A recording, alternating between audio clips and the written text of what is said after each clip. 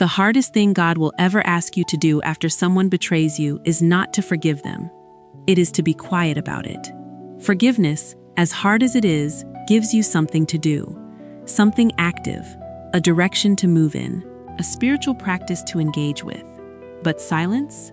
Silence asks you to do nothing with the very thing that is demanding everything from you. Silence asks you to hold the wound without announcing it, to carry the injustice without campaigning against it, to watch someone walk away from what they did to you without making sure that every person in your shared world knows what they did. And that, for most women, is the harder ask.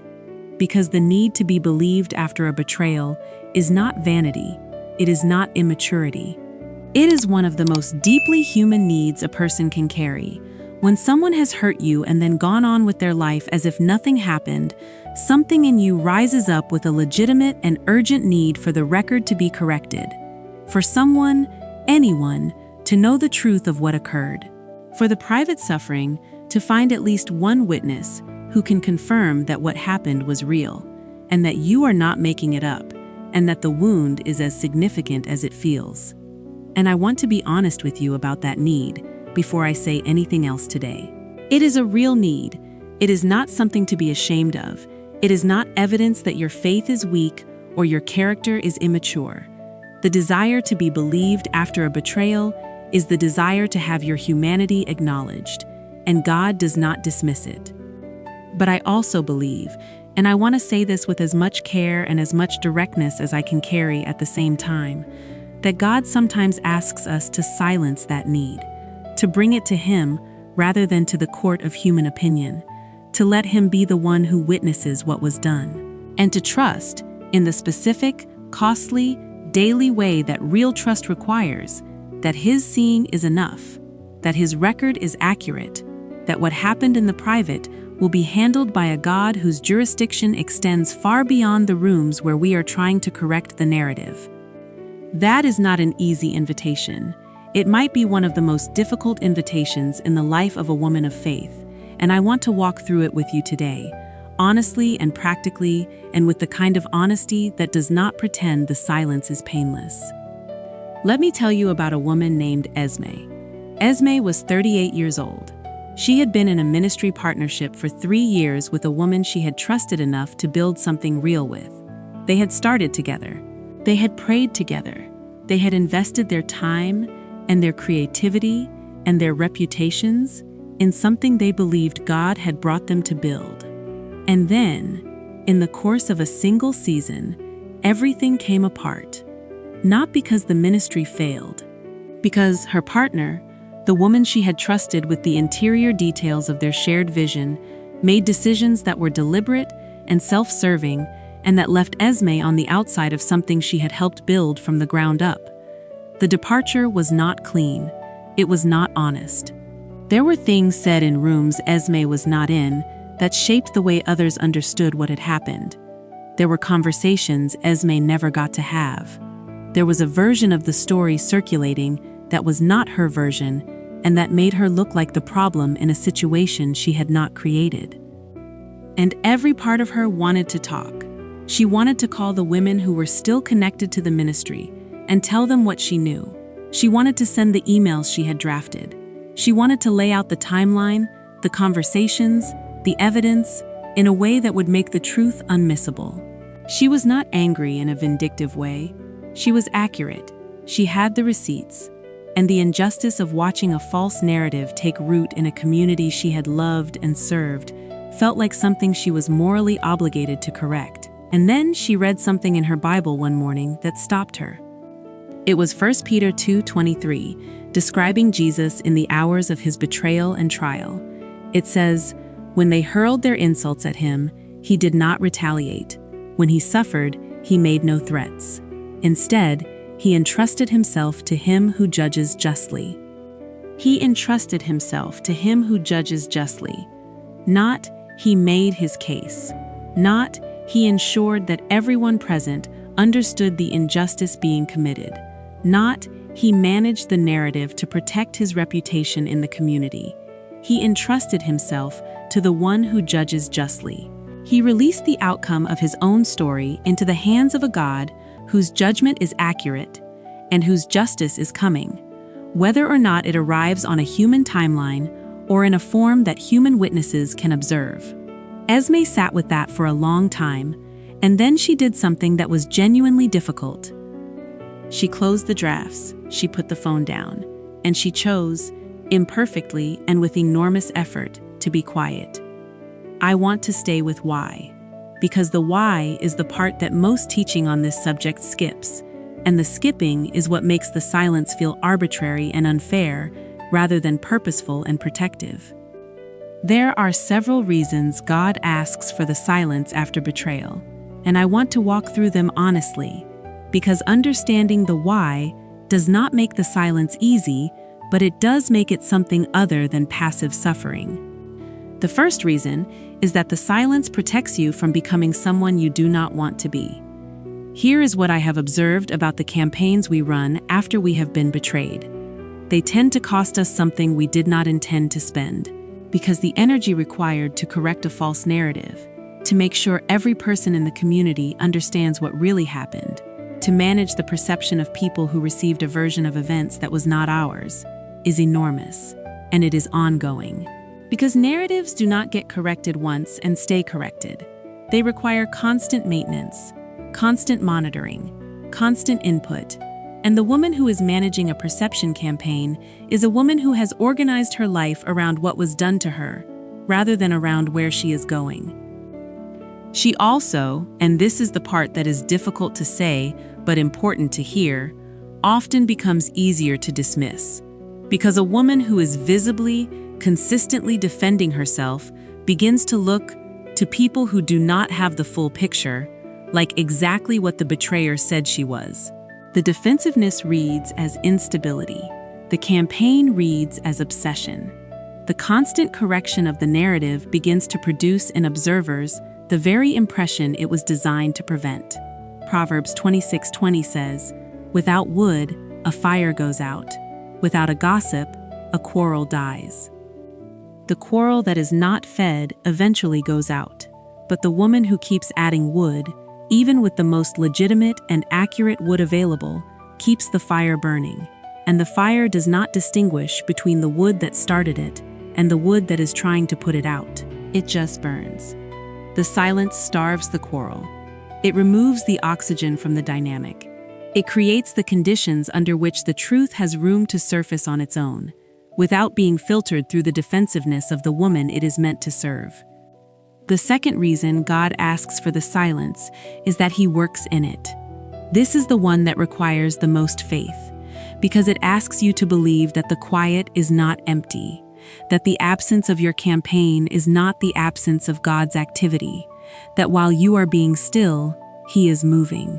In rooms you cannot enter, in conversations you are not part of, in the hearts of people you cannot directly reach, in the life of the person who betrayed you, in ways that are not your business to manage or monitor.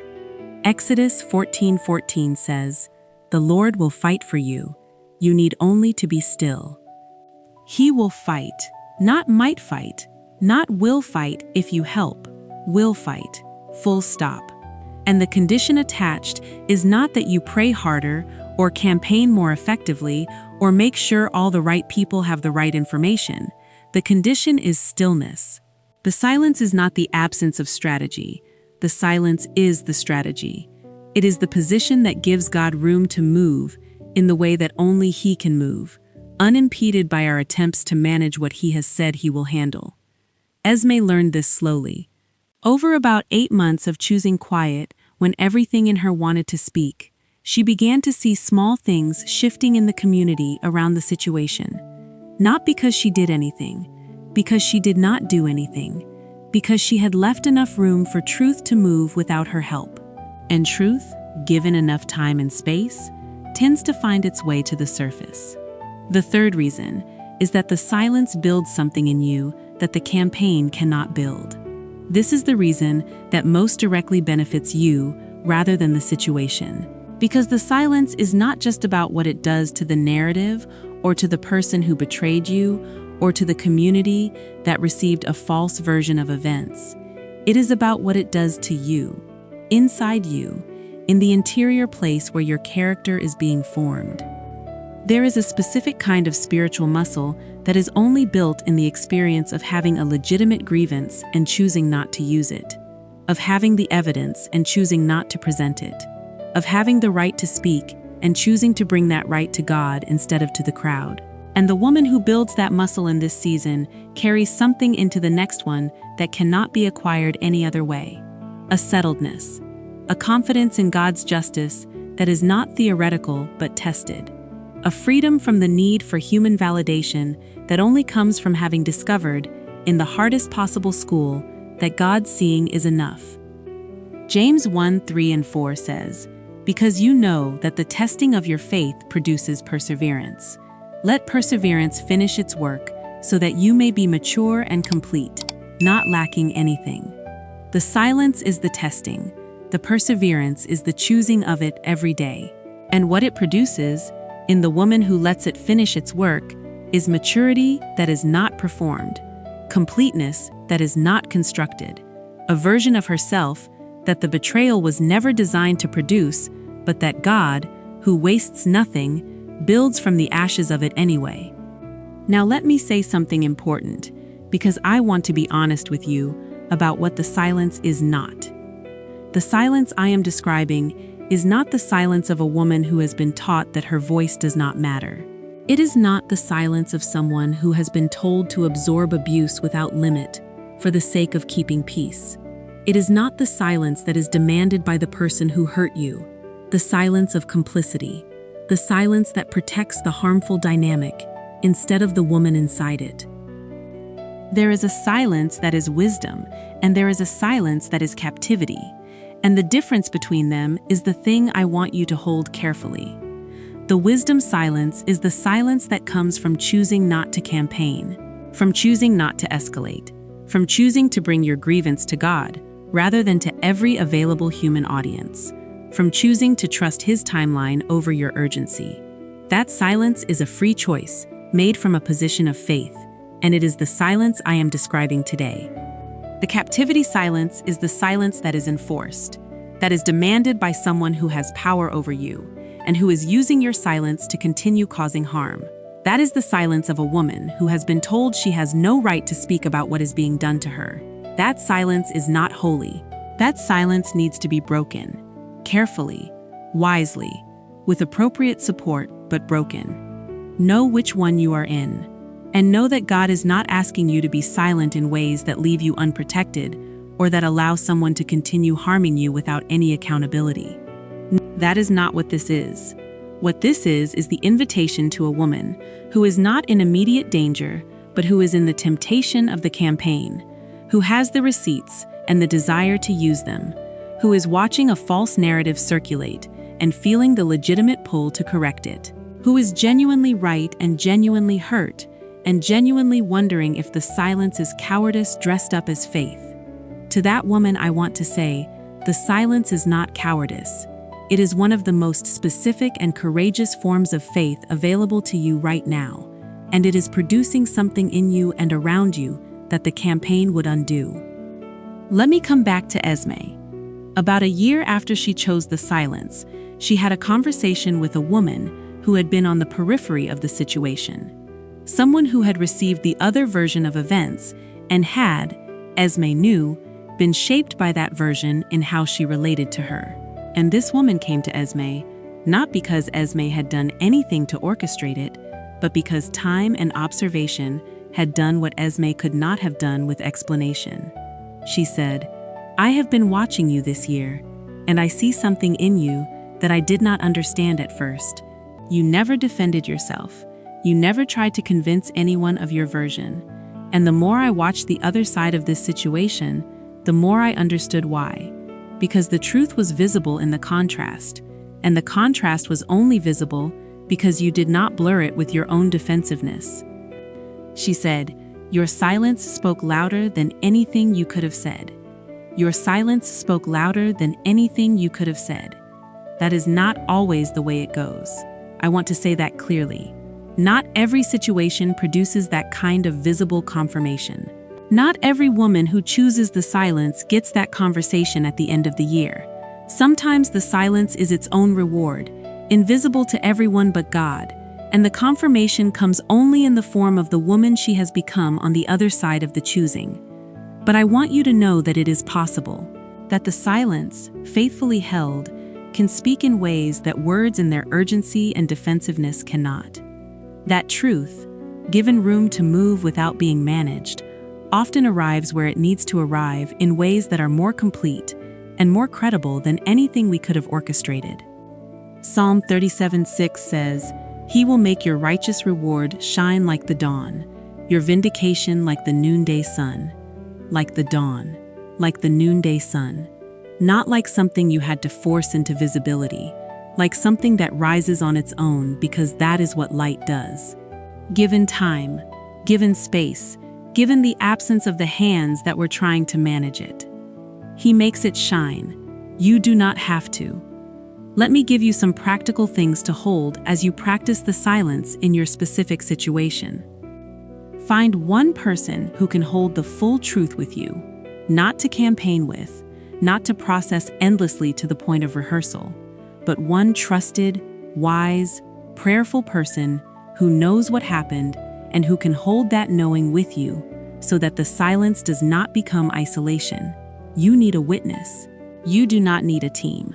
Find the one person who can be that for you and let everyone else remain in the quiet. Redirect the energy from the campaign to the building. Whatever the betrayal cost you, whatever was lost or damaged or taken, ask God what He wants to build in its place. And then put your energy there, into the building, into the new thing, into the life that is on the other side of the season, rather than into the management of the season you are trying to leave behind. Because the woman who is building is harder to diminish than the woman who is defending. Pray specifically for the person who betrayed you, not a general blessing prayer, not a prayer that is actually a sanctified complaint, a genuine, specific prayer where you bring the person before God and say, "Lord, I am releasing them to your judgment. I am not releasing what they did. I am releasing who gets to deal with it, and I am trusting that you will deal with it in the way that is most true and most just, even if I never see it." That prayer is not easy. It might be the hardest prayer you have ever prayed, but it is the prayer that puts the gavel in the right hands, and the right hands are not yours. And hold on to this. Write it somewhere you will see it on the days when the silence feels like losing.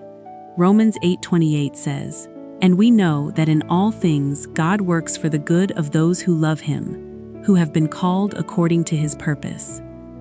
All things, not the good things only, not the things that make sense only, not the things that are clean and fair and resolved on a timeline we can manage.